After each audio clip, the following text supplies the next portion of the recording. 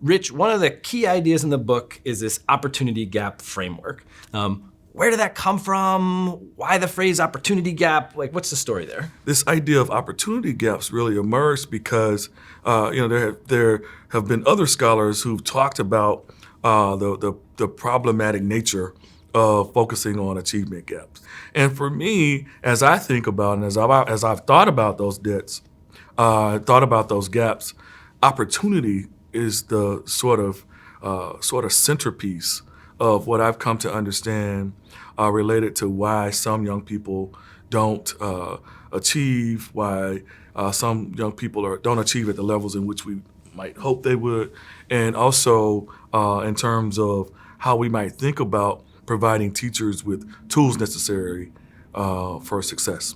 So the problem, as you saw it, was that there's a bunch of scholars out there that they're focusing on achievement gaps, which are really like differences in test scores. You know, certain kinds of kids have test scores at X level, certain kinds of kids have differences at Y level, and that focuses on kind of outcomes. The opportunity gaps, does that shift us more towards thinking about inputs? Like, what are the things that came into those to create those kinds of opportunities? Is that what you're trying to get at? Absolutely. You know, the onus when we focus on achievement gaps really tends to be on students, on the learners, right? So, and we're focusing, as you mentioned here, you know, the focus is on outputs.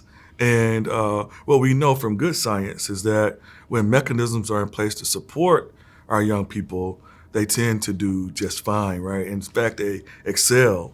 And so the opportunity gaps framework really is designed as a tool to help teachers think about areas that might be not well considered in the grand scheme of how they work with and they build practices to support their students. So your learners, if they really embrace this sort of opportunity gap thinking, they are thinking less like, what's wrong with my students? Why aren't they achieving? They're thinking more, what can we do to strengthen the system? How can we make sure our students from poverty-impacted communities or students who have from are in under-resourced schools get the same kinds of opportunities as kids who are in more affluent places? Is that the kind of shift that you're hoping your teachers have? Absolutely, I would say, but just with the caveat that, you know, I would actually argue that young people who are in schools and in structures and systems that have historically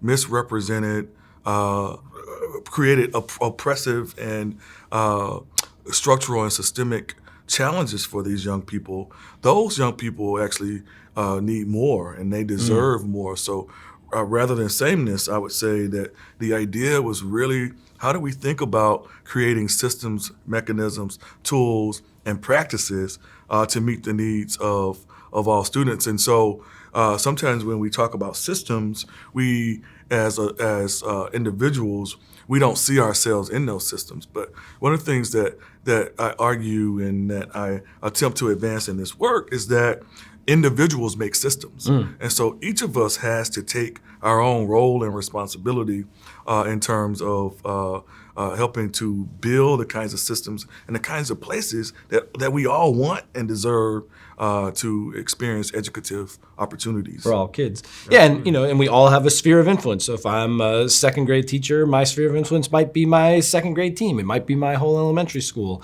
If I'm a paraprofessional, it might be the 4 classes that I'm assigned with and the other paraprofessionals. If I'm the superintendent, my sphere of influence is a lot bigger, but that doesn't mean that everyone else, it's not the superintendent's job to fix these things. It's all of us have a responsibility to step in the space and say, what can I do?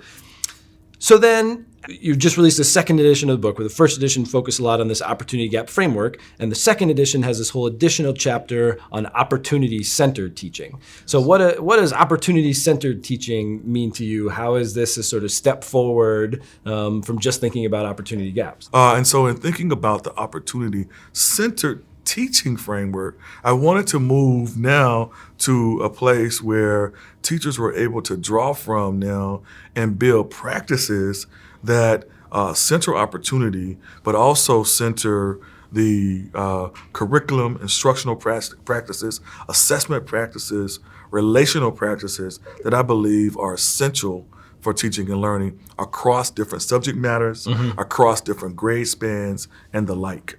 And so this framework really is designed to provide a tool, to provide an analytic space for teachers to think about their own practices.